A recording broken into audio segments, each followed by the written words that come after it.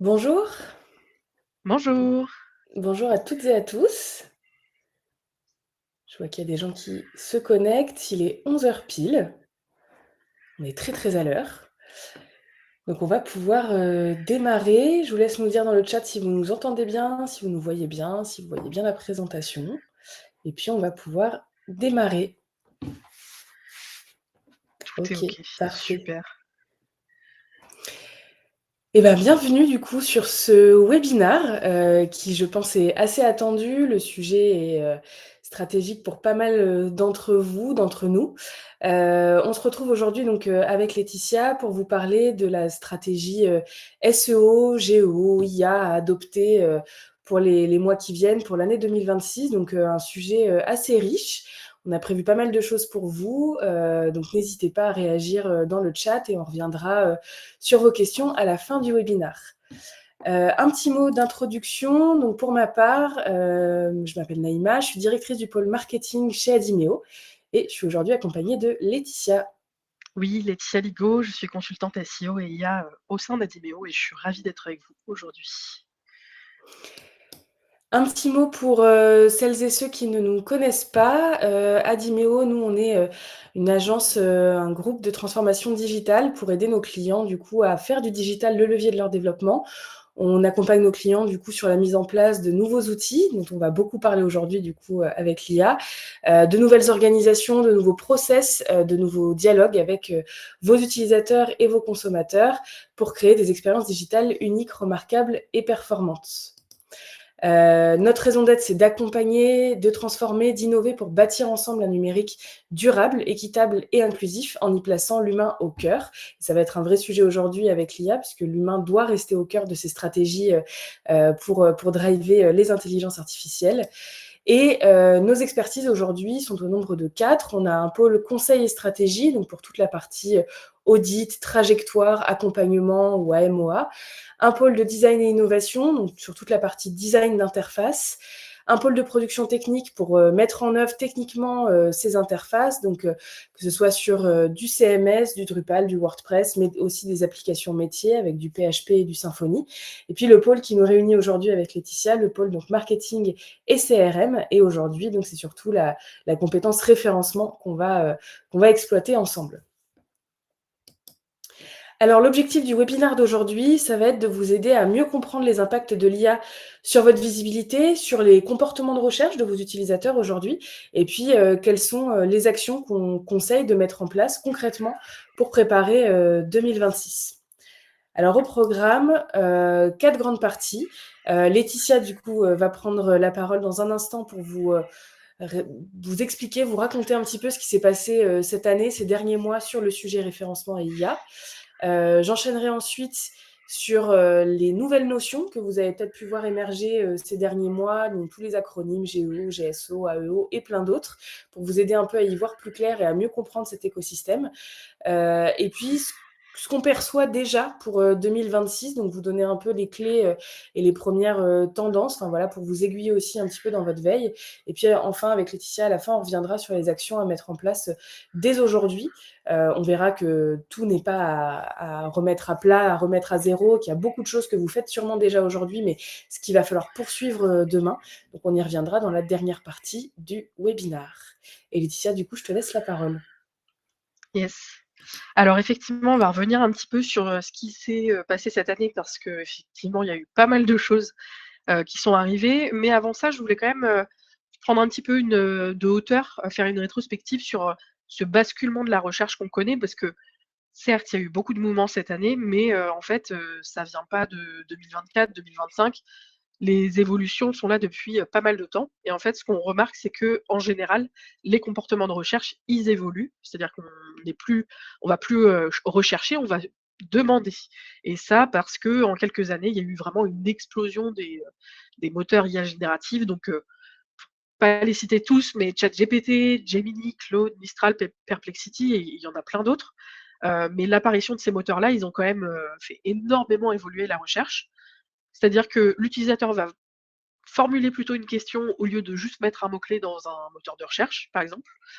il obtient du coup une réponse qui est rédigée, contextualisée, qui est personnalisée et pas juste, la liste de liens qu'on va avoir dans les, pages de résultats de recherche, donc on appellera, du coup SERP aujourd'hui et justement il n'explore plus forcément, les SERP, il va, plutôt dialoguer avec les IA. Donc ça, c'est ce qu'on remarque aujourd'hui que, bah, des changements que vous avez peut-être aussi constatés, dans votre quotidien, mais en tout cas c'est une réalité aujourd'hui.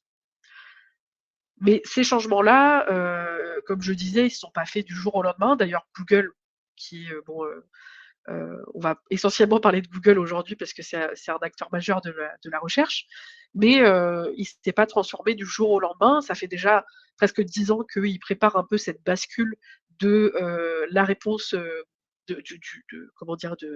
D'une liste de liens à avoir une réponse directe, et ça, il a fait tous ces changements-là via, différents tests, via différentes fonctionnalités. Donc si on reprend un petit peu, des dates, déjà, si on se rappelle, en 2015, on avait ces fameux, featured, snippets qui sont, des réponses, directes à des résultats via des, petits gadgets, made in, Google. Donc c'était concrètement, si je demande la météo, sur Paris, par exemple, bah, j'ai mon petit encadré avec la météo, les résultats, du PSG ou n'importe quelle équipe, ça affichait aussi, bah, les résultats des tournois et cetera. Donc on commençait déjà à avoir une adaptation, vraiment de voilà, d'avoir une réponse, directe, très rapide pour l'utilisateur à, des questions assez simples, on va dire. Donc ça commence déjà à remonter, ça fait déjà 10 ans. En 2018, si vous vous souvenez, il y a eu l'explosion des assistants vocaux, donc on a eu les Alexa, les assistants vocaux de Google et plein d'autres et tout ça, ça a aussi, changé un peu la manière de rechercher parce qu'on a eu, la recherche vocale qui a été intégrée du coup, sur Google. Donc c'est-à-dire, au lieu de juste taper le mot-clé, bah, je vais venir, activer le micro et faire une phrase et là on commençait déjà à avoir une expansion un peu plus des mots-clés, donc à avoir plus des questions, des termes de recherche beaucoup plus évolués. Donc ça a été aussi un gros, pas dans cette évolution de la recherche et puis, là en 3 années, 2023, 2024, 2025, on a eu un vrai essor, lié, justement à ces moteurs de recherche IA. Donc en 2023, il y a eu un test, parce que c'était qu'un test qui a été mis en place par Google qui était le SGE, donc Search Generative Experience et qui était en fait, ça très peu de gens le savent, mais qui est en fait un chatbot de Google qui apparaissait sur, la page de résultats de recherche pour faire une toute petite réponse, mais qui cachait pas, comme on va le voir avec l'AI Overview, la totalité de la page de résultats de recherche. C'était vraiment un petit résumé qui apparaissait, en haut, juste en dessous de votre requête et puis vous aviez ensuite les liens, classiques, on va dire. Donc ce test-là, il n'a pas duré longtemps. Dès 2024, en fait, Google l'a remplacé par, l'AI Overview. Donc Naïma reviendra vraiment sur tous ces termes et on vous présentera un peu plus ça en détail. Mais l'AI Overview, en fait, c'est un peu une évolution du SGE, sauf que là, c'était vraiment au lieu d'être un chatbot, c'est, une réponse qui est générée par l'IA où Google va venir synthétiser les informations issues de plusieurs sources, de plusieurs sites et faire une réponse complète, on le verra tout à l'heure, composée d'un petit résumé et puis après de points clés, de sources éventuellement et on va le voir en fait là, à partir de ce moment-là, la page de résultats de recherche est vraiment monopolisée, par cette fonctionnalité Google et c'est là qu'est le gros changement. En 2025, ils ont aussi intégré l'iMode qui est un peu moins connu, je ne sais pas si vous avez eu l'occasion de le tester, n'hésitez pas à nous le dire, dans le chat, mais c'est vraiment une expérience conversationnelle intégrée à Google. C'est un peu l'IA de Google, comme si vous ouvriez une conversation sur ChatGPT. Bah, il y a un petit, iMode qui est disponible et que vous pouvez ouvrir, pour, parler avec Google, demander des choses et cetera. Donc toutes ces évolutions-là, en fait, font que Google est passé d'un moteur de recherche à un moteur de réponse et ça, c'est très important, mais aussi avec l'iMode notamment, à une interface qui est, conversationnelle où on peut vraiment échanger, avec l'IA, pour aller plus loin. Cette évolution, des comportements de recherche, alors il y a déjà des chiffres à l'appui, donc on sait que petit à petit les IA, les moteurs de recherche IA prennent un peu de place dans les comportements de recherche. Je dis un peu parce que si on regarde, là comment dire? Les visites, qu'on a sur les sites web, d'une année sur l'autre, de 2024 à 2025 grosso modo, de 2023 plutôt à 2025, donc comparer les moteurs de recherche classiques aux chatbots, IA, bon, on voit qu'effectivement, il y a toujours une grande partie qui est occupée par les moteurs de recherche, mais les chatbots prennent, de plus en plus de place, dans le quotidien des internautes. Pour vous donner un peu des chiffres, les IA, ChatGPT, Perplexity, Claude, représentent quand même jusqu'à 23 des recherches d'informations. Donc c'est quand même, assez, imposant. Et surtout, ce qui est important de voir, c'est que si on parle pas juste du duo, enfin du duel qu'il y a entre le moteur de recherche classique et les IA, c'est que, un utilisateur sur 3 va utiliser une IA au moins une fois par jour pour s'informer. Donc voilà, peut-être que vous le faites au quotidien, mais sortir son téléphone pour avoir une réponse précise, au lieu d'aller sur un moteur de recherche, par exemple. Et ce qui est aussi parlant, c'est que la tranche des 18-34 ans préfère déjà une IA à Google pour leurs recherches exploratoires, donc tout ce qui va être informationnel, et cetera. C'est quand même des changements qui sont, déjà, assez visibles et que vous avez soit constatés pour vous ou peut-être, dans votre entourage, proche, par exemple. Donc on a parlé un petit peu de voilà, on a fait un petit peu une rétrospective, pardon, du basculement de cette recherche, mais pourquoi on va beaucoup parler de GIO aujourd'hui? Bah, parce qu'en fait, il y a un gros impact pour vous au quotidien, c'est que le trafic SEO, il s'effondre, mais surtout la visibilité, bah, elle évolue. Parce que dans ce contexte de modification de la recherche, bah, forcément les liens qu'on va avoir sur les pages de résultats de recherche seront moins cliqués, donc le trafic SEO va baisser mécaniquement, parce que les utilisateurs, ils ont plus besoin forcément de visiter un site ou un blog pour avoir une info. Ils vont, avoir le résumé par exemple de l'AI Overview, ils vont pouvoir, voilà, avoir, réponse à leurs questions, sans forcément, aller chercher sur un ou plusieurs sites, pour dénicher l'info. Et ça pareil, chiffres à l'appui, il y a des choses très parlantes. On sait que dans les pays où, AI Overview est mis en place, on observe déjà -34 en termes de CTR par rapport à avant, dès lors que AIO est mis en place. Donc c'est quand même assez parlant. On voit aussi sur le deuxième graphique, qu'on observe vraiment une baisse, assez nette, du trafic organique, via le comment dire? Le référencement naturel. Donc on voit que ça baisse, vraiment, largement et ça, cette courbe-là est faite de janvier 2024 à mai 2025. Donc on voit vraiment la rupture et surtout ce qui est intéressant aussi, côté utilisateur, c'est que ceux qui utilisent Google, dès lors qu'il va y avoir, un résumé AI, donc par exemple, via AI Overview, ils vont être moins, tentés, alors c'est pas le mot, mais ils vont moins, cliquer sur des liens que s'il y avait pas de résumé. Donc on le voit notamment sur la deuxième ligne de ces chiffrages, c'est que, par exemple, si on n'a pas de résumé AI, il y a 15 des personnes qui vont cliquer sur un lien qui est présent sur la page de résultats de recherche, mais dès lors qu'il y a un résumé IA, ça passe à 8. Donc c'est déjà, beaucoup plus faible. Donc en fait, ce qu'on voit, c'est qu'il y a un nouveau élément, on est vraiment dans un nouveau type de recherche et il y a surtout pour vous un nouveau challenge, c'est que maintenant on a une nouvelle visibilité qui apparaît, c'est être cité par les IA finalement. Parce que le trafic, bon, il va pas forcément disparaître, on va voir que tous les types de recherche ne sont pas concernés, c'est surtout la recherche, informationnelle et cetera. Mais il change en fait ce trafic, il change de porte d'entrée. Donc, là où une personne aurait recherché, une agence web sur Google, puis cliqué sur un lien, bah là, elle va plutôt demander à Google ou à ChatGPT quelle est la meilleure agence web. Donc on veut vraiment être cité par les IA et c'est là que le GIO, donc le Generative Engine Optimization, entre en jeu, c'est-à-dire qu'on va essayer de continuer à rendre nos contenus visibles, pas seulement pour, être présent dans les résultats de recherche, mais pour être là où l'utilisateur va nous voir maintenant, c'est-à-dire au cœur des réponses, IA. À ce titre, il y a un excellent, article, qu'on a fait sur le sujet, qui parle de GIO, de SEO et de la position de Google sur ces transformations-là. Donc je vous invite à le lire et on a mis le lien, normalement dans le chat.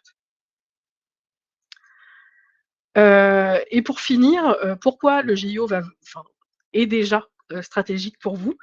Donc je vous ai mis une petite capture avant que Naïma, vous explique plus en détail, mais l'AI Overview, ça ressemble à ça. Donc, on a notre requête, classiquement, décrite sur Google. On va avoir donc tout l'encadré, c'est de l'AI Overview. on va avoir un mini résumé au départ, quelques sources qui sont représentées par les petits carrés bleutés. Et puis après, il va venir décortiquer un petit peu plus largement, la requête. Donc, vous voyez, ça prend pas mal de place. Et ce qu'on sait, alors aujourd'hui, c'est pas dispo en France, je vais y revenir, mais bientôt ça le sera. Et ce qu'on sait, c'est que dans les autres pays, les AI Overview s'affichent sur 55 des requêtes. Donc c'est surtout des requêtes, informationnelles, mais quand même, c'est un chiffre assez conséquent. Et ce qu'on peut voir, c'est que ces blocs, ils occupent, déjà sur ordinateur, ça prend pas mal de place, mais par exemple sur un mobile, ça prend près de la moitié de l'écran mobile. Donc c'est assez important. Donc on le sait, on l'a vu tout à l'heure, on sait qu'avec ces résumés IA, on a un taux de clic qui est fortement en baisse, généralement moins 34 par rapport à un résultat, SEO classique. Et on sait aussi que, 70 des internautes ne lisent que les premières lignes d'une, AI Overview. Donc en fait, finalement, le résumé, quoi. Donc il y a un vrai enjeu à être positionné là-dessus parce qu'on sait qu'en fait, les gens ne vont plus forcément aller, sur les liens qui se trouvent en dessous de l'AI Overview. Alors, si vous essayez de faire une recherche sur Google, AI Overview ne sera pas disponible parce que c'est pas encore, actif en France.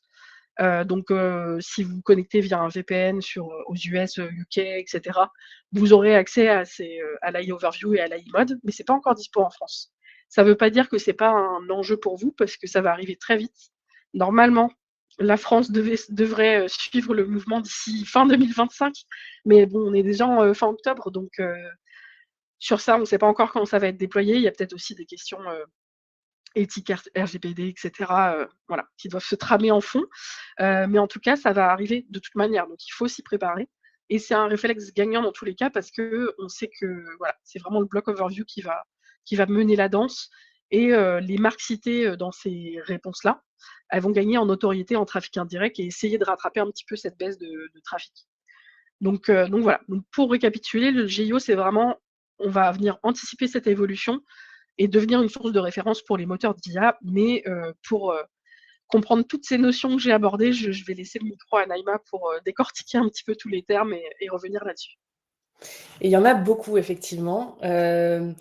On a regroupé ici, peut-être des petits acronymes que vous avez pu voir passer, ces derniers mois. L'idée, c'était de pouvoir vous donner un peu les clés pour savoir à quoi correspond chaque terme, et on vous a fait un petit récap à la fin, et effectivement, vous aurez accès à la présentation, à l'issue du webinaire, donc vous aurez accès à ce petit pense-bête. La pierre angulaire de tout ce qu'on est en train de se dire aujourd'hui, ça reste quand même le SEO. Le SEO, je pense que tout le monde connaît, c'est donc l'optimisation pour les moteurs de recherche. Et on le verra à plusieurs reprises dans le webinaire, hein, mais avoir une stratégie SEO solide, c'est la base, la base minimale, on va dire, pour pouvoir s'assurer d'apparaître et d'être cité par les moteurs d'IA générative. Donc, il ne faut pas lâcher les efforts sur le SEO. Le SEO, ça reste très, très important aujourd'hui parce que ces principes clés de structuration, de balisage, de maillage interne, de lisibilité des contenus par les robots, ça reste vraiment la base du travail qu'il va falloir continuer de poursuivre. Donc, l'objectif du SEO, c'est de générer du trafic organique qualifié, mais comme l'a dit Laetitia, aujourd'hui, les clics se font déjà de plus en plus rares et vont se faire de plus en plus rares. Donc, il va falloir compter aussi sur le SEO plutôt pour continuer d'utiliser ces leviers, travailler sur vos mots-clés, sur les backlinks, donc pour la popularité de votre site, de produire toujours un contenu de qualité et actualisé, et puis de poursuivre ces optimisations techniques de balisage et de structuration du contenu. Donc voilà, on insiste dessus, mais vraiment le SEO, ça reste le socle de toutes les autres stratégies d'optimisation dont on va parler aujourd'hui. Un autre acronyme dont vous avez pu entendre parler, c'est l'AEO, donc l'Answer Engine Optimization. Là, l'idée, et Laetitia en parlait tout à l'heure, Google devient de plus en plus un moteur de réponse, un moteur conversationnel. Donc l'idée, ça va être d'optimiser vos contenus pour être une réponse plutôt qu'un résultat. On l'a vu émerger depuis plusieurs années maintenant. Vous avez des blocs dans les pages de résultats de recherche avec les questions les plus posées par les utilisateurs, ce qu'on appelle aussi les people also ask. Et du coup, d'apparaître dans ces extraits enrichis, ce qu'on appelle les featured snippets, c'est un petit peu la vocation de l'AEO.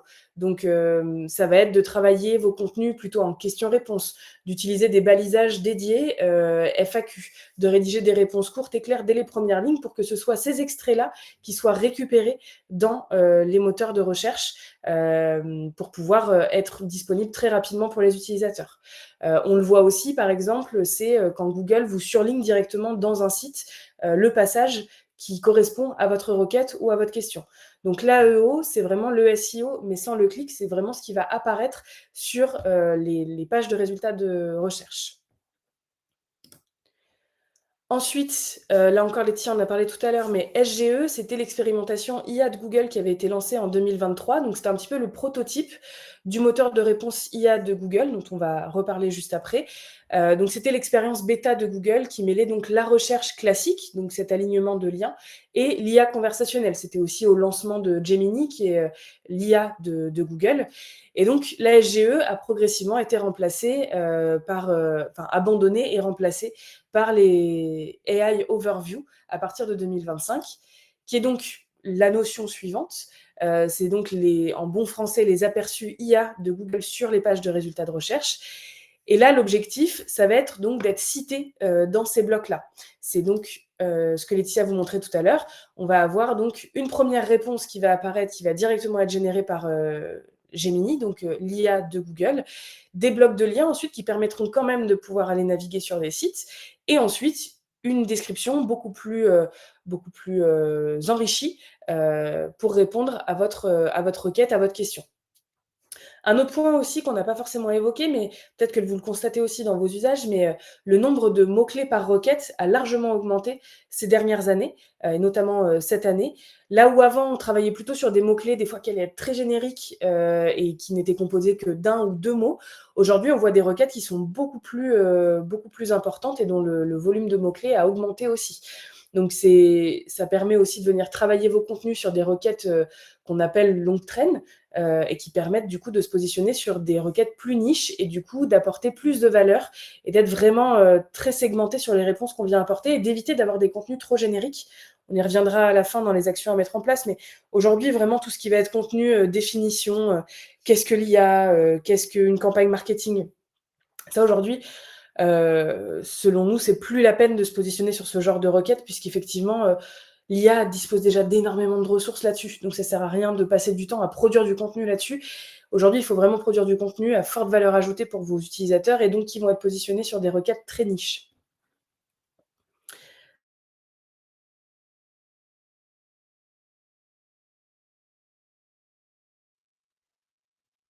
À Google. Et donc là aussi, on va être dans un usage encore tout à fait différent de ce qu'on connaît aujourd'hui. Là, on est sur une interface qui va être beaucoup plus conversationnelle, donc avec vraiment cette barre de recherche, mais qui ne va pas être une barre de recherche, qui est vraiment une barre de chat en fait, et avec du coup des blocs, des widgets qui vont être assez différents de ce qu'on peut voir aujourd'hui et où on va vraiment pouvoir converser avec l'IA. Et il y a un nouveau bouleversement majeur qui vient d'arriver cette semaine dans cette veine-là, c'est que OpenAI, donc l'entreprise qui fournit, qui met à disposition ChatGPT, a annoncé cette semaine la sortie d'Atlas, qui va être donc le navigateur d'OpenAI, qui va être qui va complètement intégrer ChatGPT. Aujourd'hui, il est disponible que sur Mac. Si vous êtes sur Mac, n'hésitez pas à le tester, ça peut être intéressant.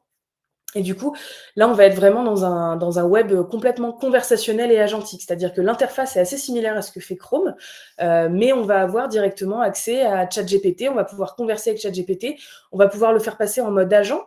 Donc, si vous vous connectez à des plateformes e-commerce, par exemple, à terme, ChatGPT pourrait effectuer des achats pour vous sur ces plateformes-là. On en pense ce qu'on veut, mais en tout cas, c'est ce qui est en train d'arriver du côté d'OpenAI. Et on voit que c'est aussi ce que propose Google avec l'AI Mode aujourd'hui, où on est vraiment dans cette logique. On n'est plus sur des moteurs de recherche, on est sur des moteurs de réponse, on est vraiment sur un mode conversationnel. Et deux autres petites notions avant de terminer sur cette partie-là. Le GSO, donc là, c'est un petit peu le pendant, le chaînon manquant, on va dire, entre le SEO et le GEO. Le SEO, la finalité, c'était vraiment de pouvoir apparaître sur les moteurs de recherche, donc sur cette liste de liens, pour pouvoir être cliqué et driver du trafic sur son site. on l'a vu un petit peu, on en reparlera après, mais le trafic et les clics, aujourd'hui, ça va plus forcément être la seule métrique à regarder puisque, bon, on est encore protégé en France grâce aux différents régulateurs et législations qu'on a, mais les AI overviews vont finir par arriver chez nous. Et du coup, on le verra, mais les clics vont fortement décroître à partir du moment où ce sera mis en place. Et je vous conseille vraiment de le tester via un VPN, mais c'est quand même très intéressant. Moi, j'ai fait l'expérience cet été, j'étais à l'étranger, j'ai fait des recherches sur Google, je n'ai cliqué quasiment sur aucun site. Et c'est très fluide et on se pose même pas la question de cliquer sur un site, en fait. Donc, vraiment, cette notion de clic va vraiment décroître. Là où le GSO, l'idée, ça va être de perfectionner son contenu pour pouvoir être cité dans une réponse générative.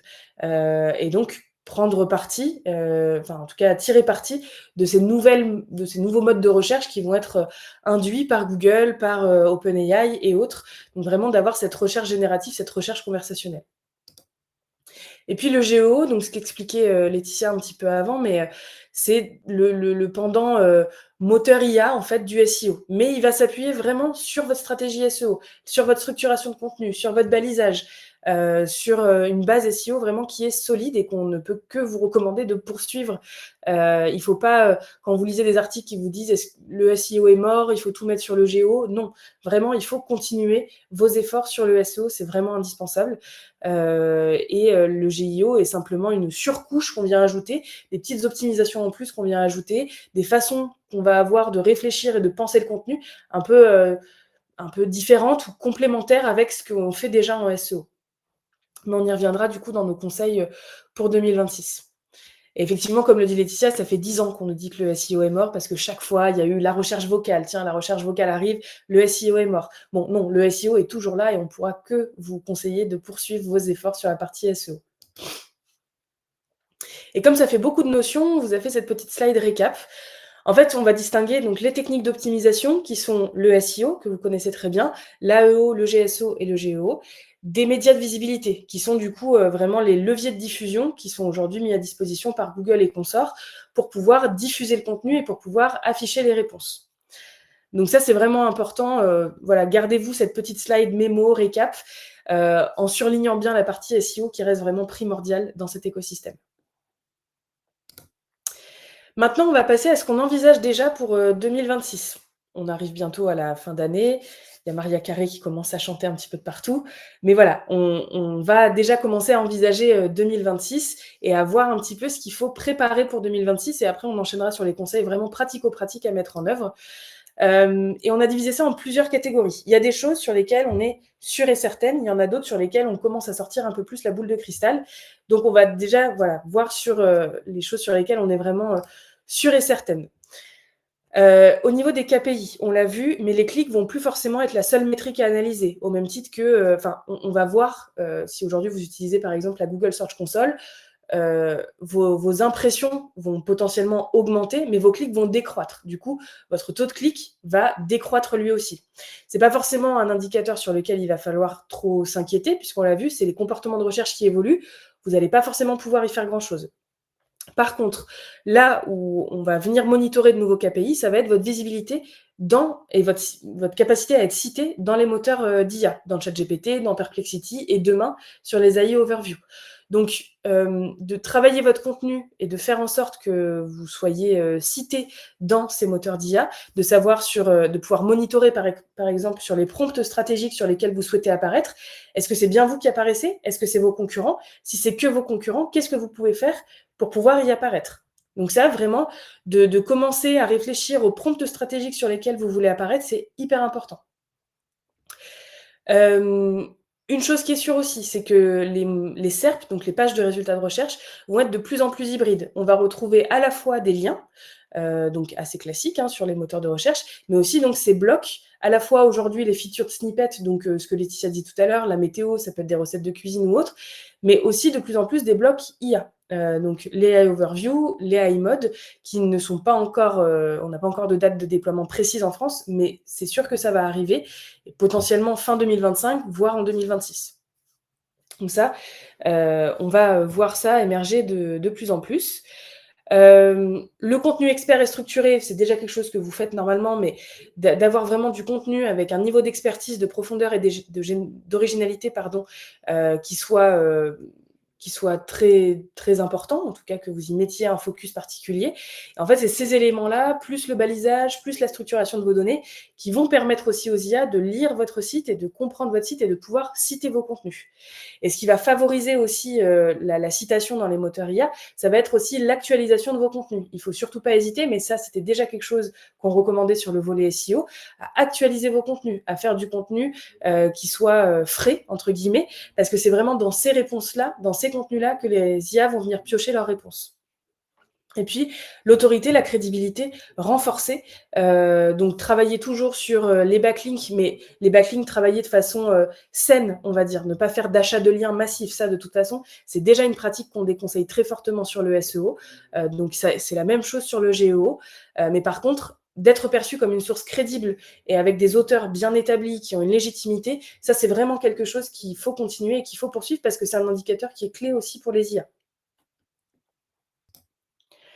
Sur les tendances qu'on perçoit maintenant, c'est-à-dire c'est des choses qu'on voit émerger, mais pour l'instant, il n'y a pas de voilà, de trajectoire qui est toute dessinée.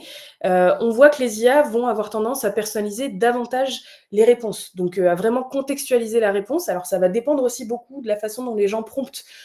Aujourd'hui, il y a beaucoup de contenu qui est disponible pour savoir comment bien prompter, mais les gens ne l'utilisent pas forcément, de façon, très exhaustive.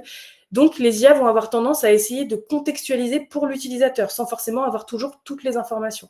Donc, elles vont essayer de faire des réponses locales, de faire du sur-mesure. Si vous avez un produit ou des solutions qui ont un ancrage très local, on ne peut que vous recommander d'insister sur cette notion de localisation dans vos contenus, pour que ça puisse aussi être perçu par les IA et être remonté par les IA. L'émergence des micro-réponses.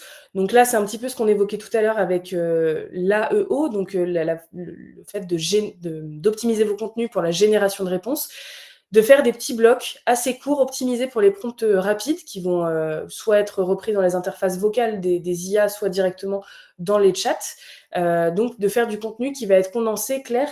Donc je prends un exemple, mais ça peut être de toujours rajouter des petites synthèses dans vos contenus, de toujours rajouter des petites questions-réponses dans vos contenus aussi, des petits encarts, ce qu'il faut retenir, parce que c'est vraiment sur ces sujets-là aussi que les IA vont venir se nourrir. Ensuite, j'en parlais aussi tout à l'heure, mais le fait que le web va petit à petit tendre de plus en plus vers ce qu'on appelle un web agentique, où ce sont des agents, on le voit déjà dans ChatGPT par exemple, on a la possibilité de configurer des agents qu'on va toujours venir solliciter pour une même tâche. Et du coup, de plus en plus, on va travailler avec ces notions d'agents.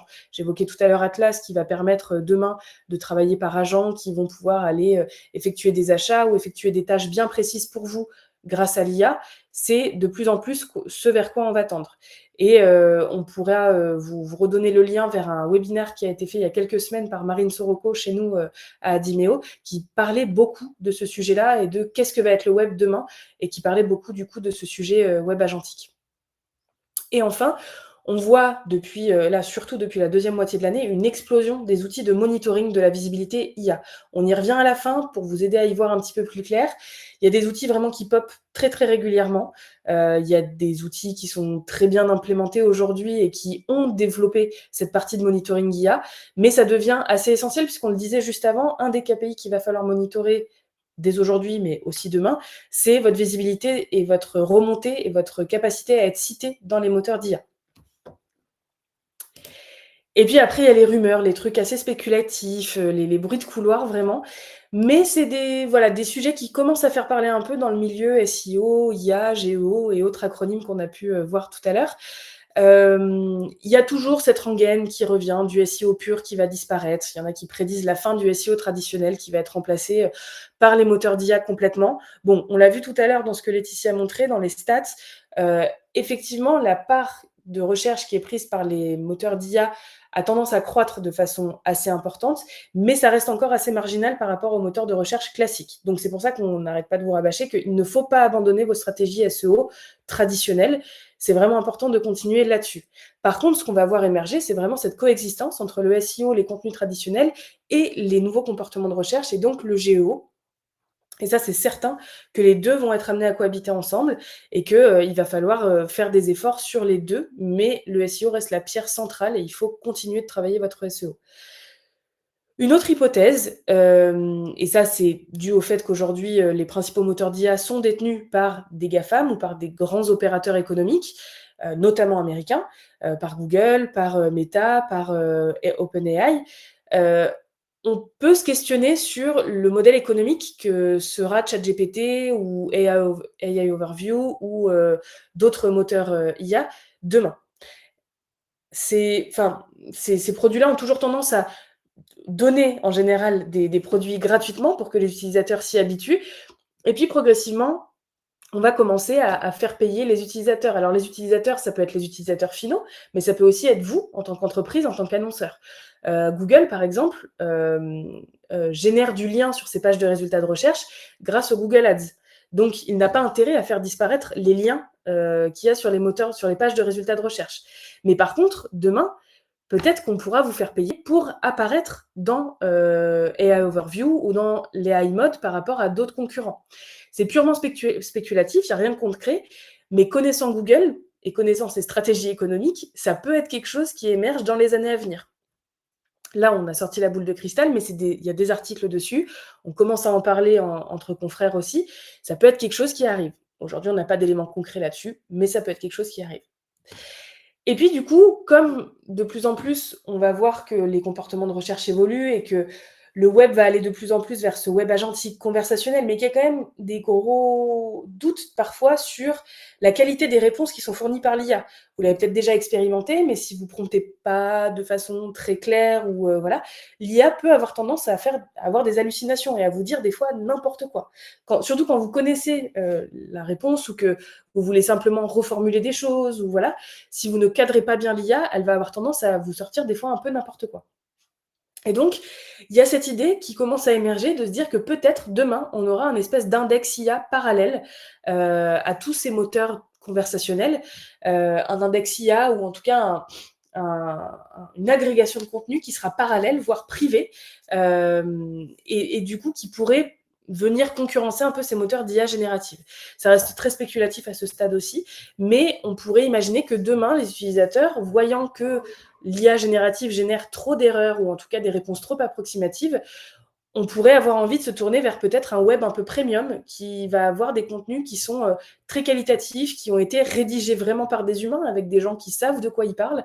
Et on peut imaginer que demain, ça pourrait arriver. Je ne sais pas quelle forme ça pourrait prendre, mais en tout cas, voilà, on perçoit aussi des signaux d'experts qui commencent à évoquer ces sujets-là aussi.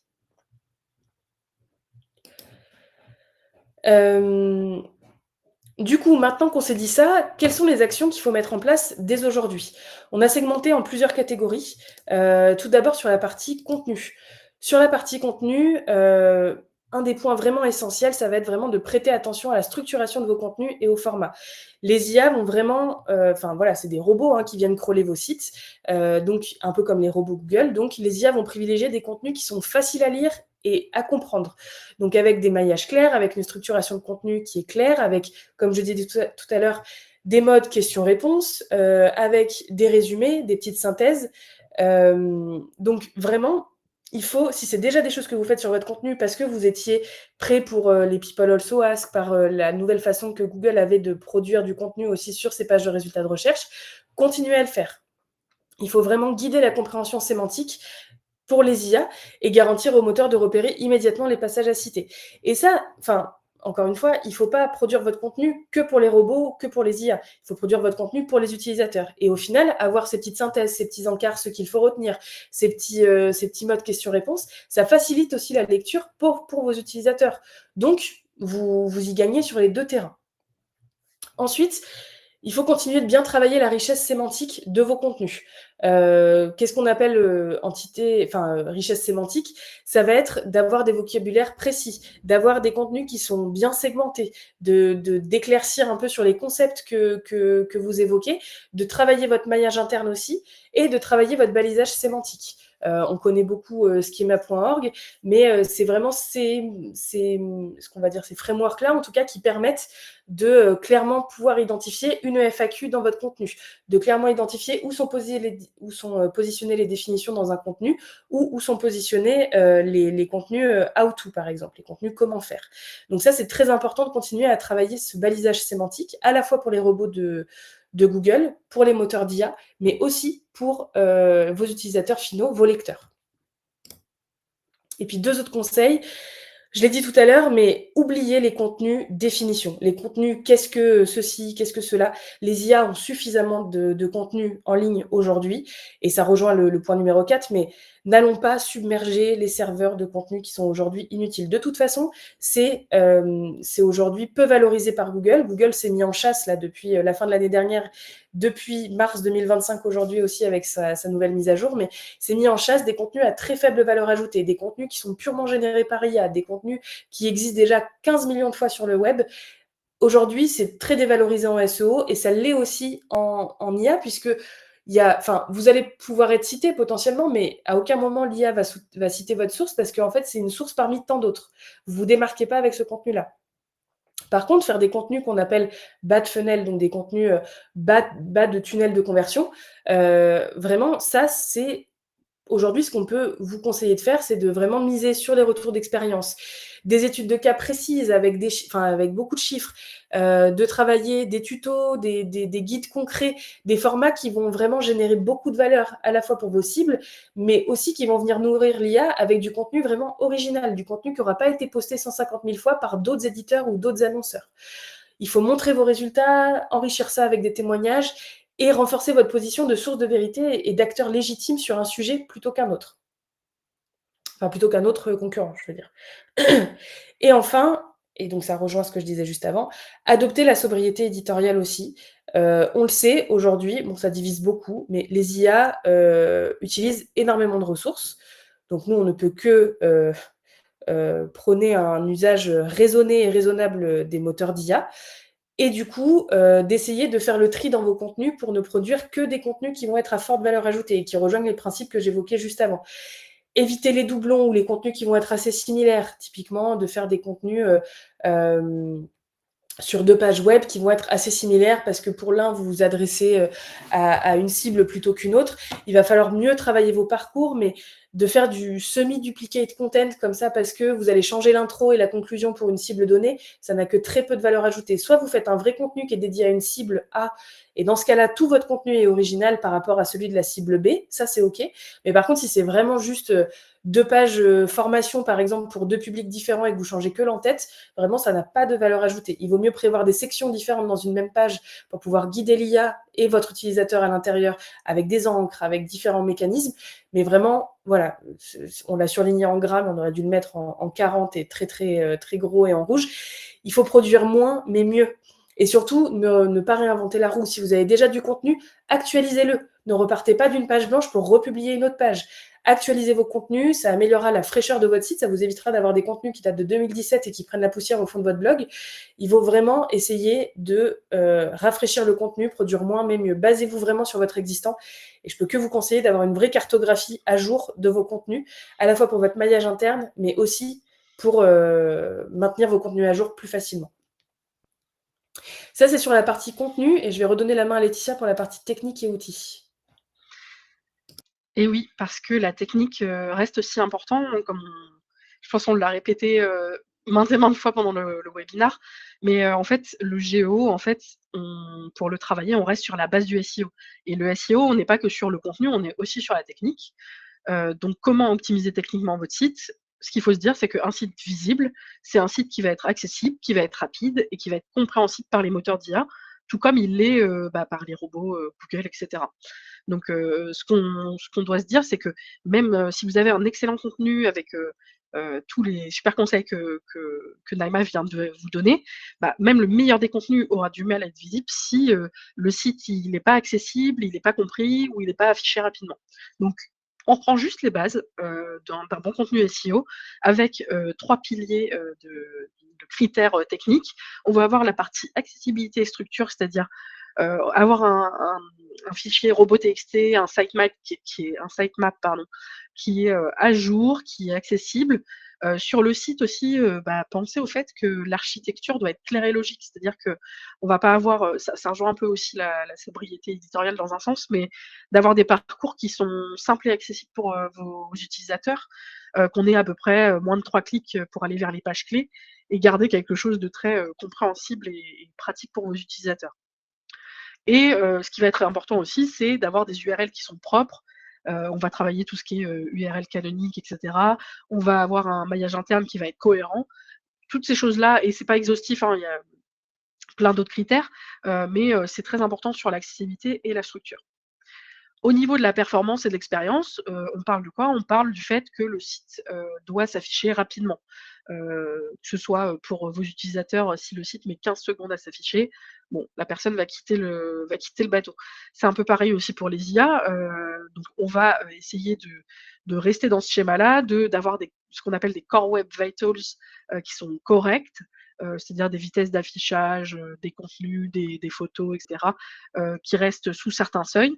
Donc je ne vais pas revenir dans le détail, mais voilà, c'est vraiment, avoir des pages rapides, stables et on est toujours aussi sur ce critère de mobile first, et encore plus maintenant parce qu'on veut avoir des pages, très très accessibles, même pour les IA. Donc le mobile first, ça vient aussi, renforcer ça et ça touche un petit peu la notion de crédibilité, source de vérité par les IA, mais on veut avoir un site qui est reconnu comme, qui a une sécurité renforcée, qui a adopté comment dire? Le HTTPS. Donc voilà, de pas avoir un site qui est un peu, bizarre, pas sécurisé et cetera, ça va pas plaire aux IA. Donc ça, on respecte bien ces éléments-là aussi. Et enfin et ça, bon, Naïma en a déjà pas mal parlé sur le contenu, mais voilà, juste pour le rappeler, la structuration est importante aussi au niveau technique. Donc avoir des données structurées parce qu'effectivement les données structurées type, schema.org, utiliser, Schema, donc je sais plus comment ça se prononce. Mais ces choses-là, de toute manière, ça se fait au niveau, du site, au niveau du développement. On va pas l'intégrer en tant que contenu aussi, donc ça, c'est des choses à travailler au niveau technique. Tout ce qui va être métadonnées aussi, des métadonnées claires, ça va aider l'IA à comprendre le sens de votre page. C'est pas que pour vos utilisateurs, donc il faut toujours, l'avoir en tête. Et d'avoir des contenus bien sûr, bien formatés, vérifiables avec tous les éléments que Naïma a présentés, précédemment. Donc là, je réinvente rien, hein, on reste sur les bases d'un bon contenu SEO, d'un site qui est, construit, techniquement avec les bons outils, les bons piliers. En revanche, ce qui peut changer, c'est, d'adopter le fichier LLMS.txt, qui est un sorte de nouveau sitemap pour les IA. Alors c'est un standard qui est émergent, pour, renforcer la visibilité GIO, qui est aussi, voilà, on en parle pas mal en ce moment sur le milieu, SEO. Il y a pas, voilà, il y a des, comment dire? Beaucoup de discussions autour de ce fichier-là. Mais en tout cas, on veut en parler parce que pour nous, ça reste quand même, peut-être un standard, qui va être émergent, peut-être utilisé par plein de sites, à l'avenir et je vais vous citer quelques sites qui l'ont déjà utilisé, qui sont assez importants. Ce qu'il faut se dire, c'est que, les robots, de Google, ils vont avoir votre sitemap, votre, fichier robot.txt pour, analyser votre site, pour, avoir un peu la cartographie de votre site. Les IA, elles naviguent pas forcément comme Google. Donc le but de ce fichier, ça va être d'indiquer quelles pages explorer, comment les comprendre et en fait de leur donner comme un guide de lecture, de votre site pour les modèles de langage.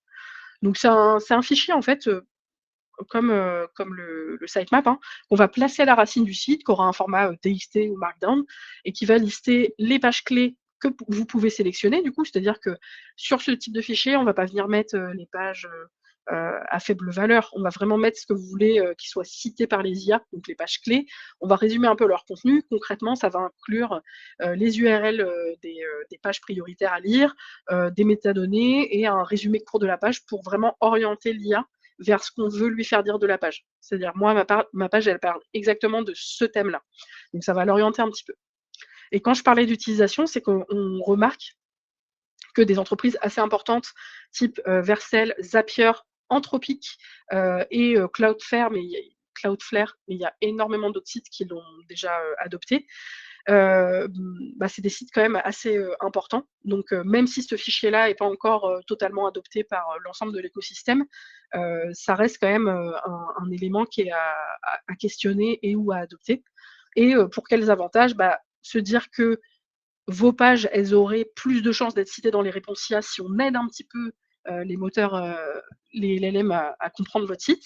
Se dire aussi que peut-être que les modèles qui s'appuient sur vos contenus, ils vont plutôt, s'appuyer, sur les infos que vous lui aurez données que, sur des paraphrases externes qui sont pas toujours vraies, donc ce qu'on appelle, les hallucinations. Et se dire que, d'une manière, on contrôle, la façon dont votre marque est représentée par les moteurs IA.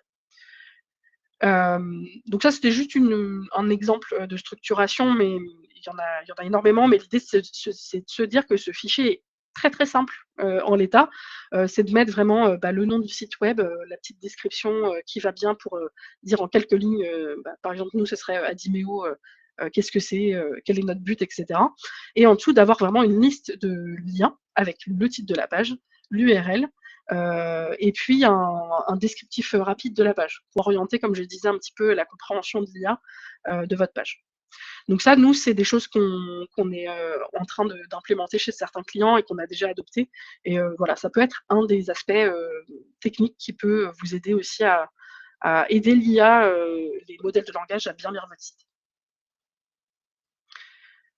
Parlons maintenant des outils, parce que comme le disait Naïma, les outils ont émergé de façon exponentielle cette année. Il y en a vraiment énormément, qui sortent chaque jour. Alors, si j'en fais la liste, il y en aurait énormément: Profound, Conducteur à Href, ZipTie. Enfin voilà, on a mis toute une liste pour représenter un peu, c'est même pas exhaustif, mais tous les outils qui sortent. Maintenant, on en a, quand même, fait émerger 4 qui sont pour nous, des outils qui vont vous permettre de monitorer votre visibilité avec des acteurs qui sont soit déjà bien en place sur, tout ce qui est, tracking SEO, qui sont des acteurs qui sont quand même assez, importants et durables dans l'écosystème. Parce que le problème des outils qui vont apparaître comme ça, en masse et très vite, c'est que parfois, c'est des acteurs qui vont pas durer dans le temps. Donc vaut mieux se placer sur, quand même, parfois sur des gros éditeurs. Donc nous, ce qu'on a ressorti, en termes d'outils, alors forcément SEMrush, que vous connaissez peut-être, mais ce qui est bien, c'est qu'ils ont sorti, ce qu'ils appellent l'AI SEO, Toolkit, qui est intégré, totalement à l'écosystème SEMrush, qui va vous permettre de faire une veille concurrentielle, sur, les moteurs de recherche génératifs, de savoir qui est présent sur, certains prompts. Est-ce que vous y êtes présent auprès de vos concurrents? Analyser la part des IA dans le referral, donc est-ce que vous êtes cité, et cetera. Suivre, des prompts précis, savoir un peu aussi, la perception, c'est-à-dire comment ma marque va être, retranscrite, par l'IA. Est-ce que c'est positif? Est-ce que c'est négatif? Est-ce que voilà, de voir un peu ces choses-là. Ensuite, on va avoir aussi, alors 2 acteurs, nous, qu'on a pas mal, utilisés dernièrement, c'est Otterly et Rankscale, qui font peu ou prou la même chose, mais qui vont permettre en fait de, pareil, suivre la performance, sur le suivi de la visibilité dans les prompts, de la perception, et cetera. Donc ça, c'est des outils, très intéressants qu'on a aussi, déjà testés. Et SE Ranking, qui est quand même un acteur aussi, assez important et qui a sorti un AI Visibility Tracker. Donc c'est des features en cours de déploiement sur un outil qui est déjà, un outil SEO qui est déjà très puissant. Donc voilà, c'est un peu nos recos, pour l'instant en termes d'outils, de suivi de tracking. Après, quel outil pour quel usage? Parce que ça va dépendre aussi de la taille de votre, d'entreprise, de votre besoin aussi. Donc bon, pour comment dire? Résumer, un petit peu, on pourrait se dire que pour les PME, vous pouvez aller sur des outils très simples de prompt monitoring, donc de suivi de citations sur les prompts, comme Otterly par exemple, pour commencer un premier suivi, ou Rankscale, LLM, Ref, ou voilà, ça va être suffisant. Pour les entreprises de mid-market, on peut imaginer que vous avez déjà par exemple SEMrush, donc là vous pouvez faire peut-être un pilotage plus avancé sur SEMrush si vous avez déjà la solution, ou sur, Rankability par exemple. Et puis pour des plus grosses entreprises, on peut se diriger vers des solutions qui sont quand même, plus avancées, mais aussi un peu plus onéreuses, comme Conductor, SEO Clarity, Ahref, mais voilà, c'est pas des, comment dire? Enfin voilà, c'est des indications, mais ça c'est pour vous donner un petit peu une idée de ce qui peut, être utilisé. Mais en tout cas, une chose qui est à garder en tête, c'est que dans la plupart des cas, vous ne pourrez pas tout faire avec un seul outil. parce que, dans de rares cas, par exemple, SEMrush, vous arriverez à faire pas mal de choses, mais il manquera quand même, certains aspects.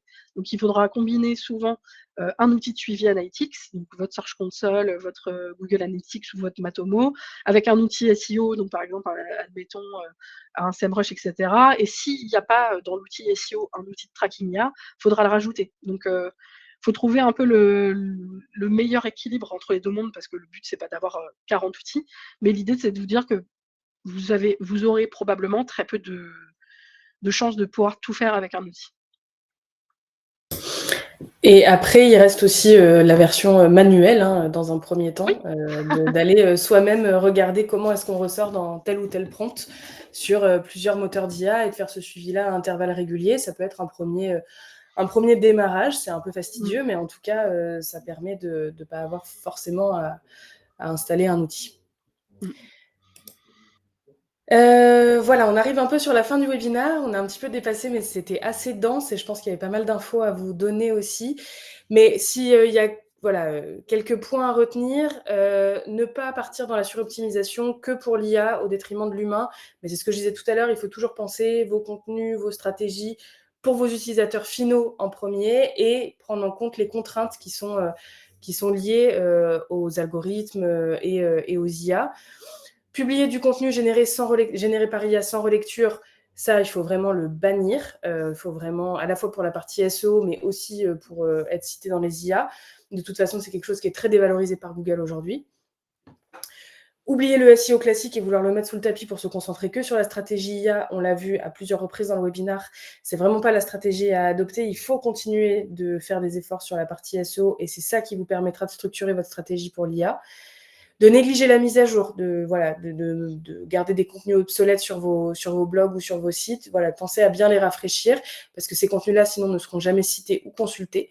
D'avancer sans mesurer, on vient d'en parler là avec les outils, mais en tout cas, c'est important d'avoir déjà à un instant T une visibilité, donc de faire un audit déjà sur votre visibilité IA là à l'instant T, avant de mettre ensuite en place un suivi récurrent et régulier qui vous permettrait de pouvoir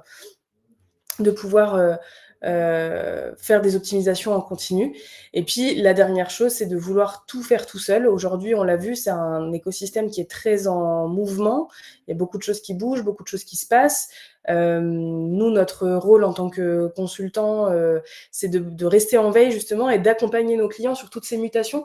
Donc, on ne peut que vous recommander de vous appuyer sur des expertises externes pour pouvoir travailler ces sujets-là, de faire voilà, des audits SEO, GEO, c'est des choses sur lesquelles on peut vous accompagner, de travailler le tracking avancé de façon plus fine, parce qu'on l'a vu, demain, le clic ne sera plus le seul indicateur à regarder, donc il y aura aussi à prendre en compte comment les gens naviguent encore sur vos sites demain, pour ceux qui viennent sur vos sites.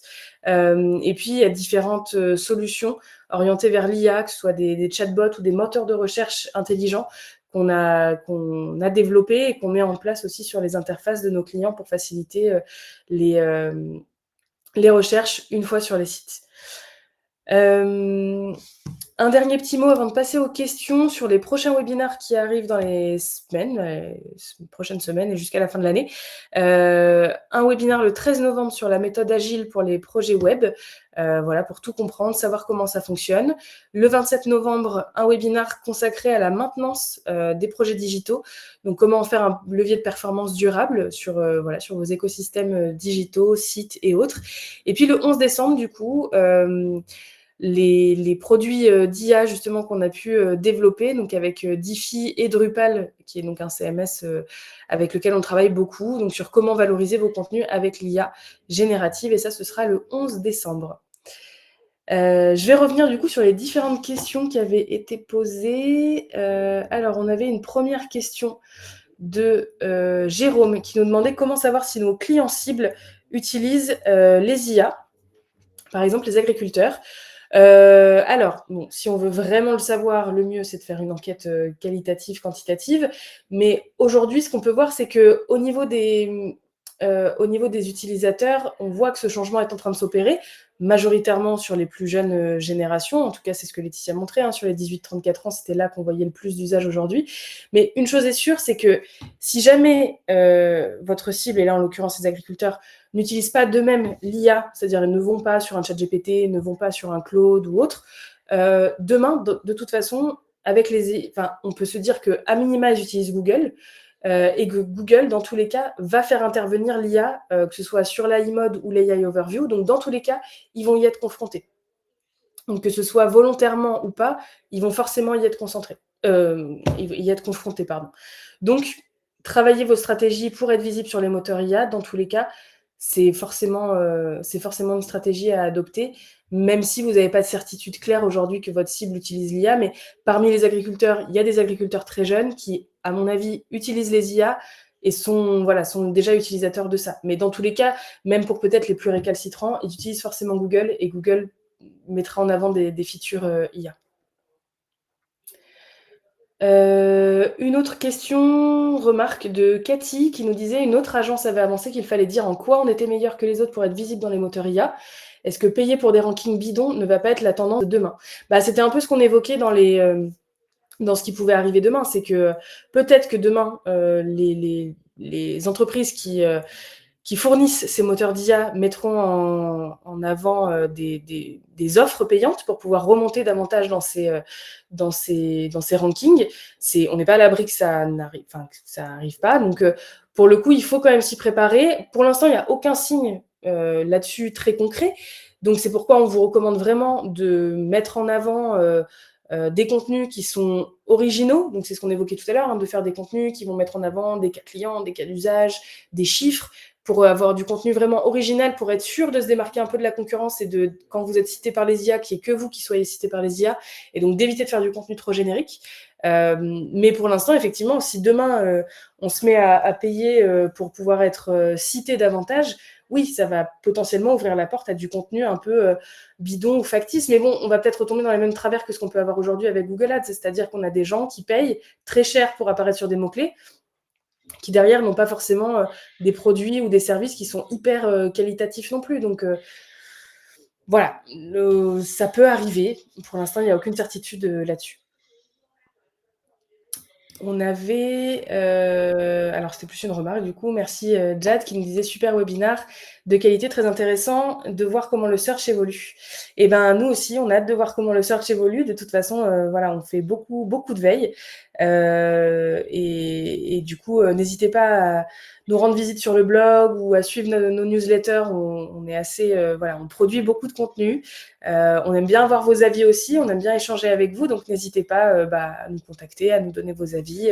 Si vous avez des besoins aussi sur ces audits géo, audits de visibilité, on reste aussi disponible. On a des petites offres là sur la fin d'année qu'on pourra vous transmettre à la suite de ce webinaire si vous êtes intéressés.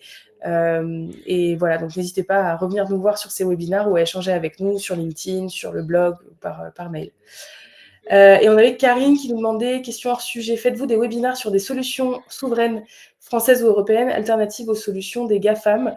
Alors, il y a le webinaire dont je parlais tout à l'heure qui arrive le 11 décembre, où on va parler justement de ces solutions IA, parce que pour le coup, nous, on travaille beaucoup avec du public, du secteur public, où cet enjeu vraiment de souveraineté de la donnée, d'hébergement de la donnée, de sécurité de la donnée est très importante. Donc, c'est pour ça qu'on a mis en place ces outils sur Drupal notamment, donc pour les moteurs de recherche et les chatbots, où on se base sur le moteur, le LLM, le modèle de langage de Mistral, qui est du coup une solution française. Et après, c'est hébergé sur des serveurs en France, donc on reste sur une solution souveraine là-dessus. Mais pour le coup, Marine, du coup, qui animera ce webinaire, je pense, pourra vous en dire plus. Il y a déjà du contenu aussi sur notre site, donc n'hésitez pas à aller voir là-dessus, ou à revenir vers nous par mail si vous avez des besoins spécifiques là-dessus, on pourra y répondre. Merci Christelle, et merci à toutes et à tous. Je ne sais pas s'il y avait d'autres questions. On a dépassé un petit peu, mais voilà, je vois que le sujet intéresse et c'est bien normal. Voilà, on a hâte de vous retrouver sur d'autres webinaires, ou voilà, si vous nous écrivez par mail, on se fera un plaisir de vous répondre. Et merci à toutes et à tous. On vous souhaite un bon appétit et puis à bientôt. Bonne journée. Merci, bonne journée.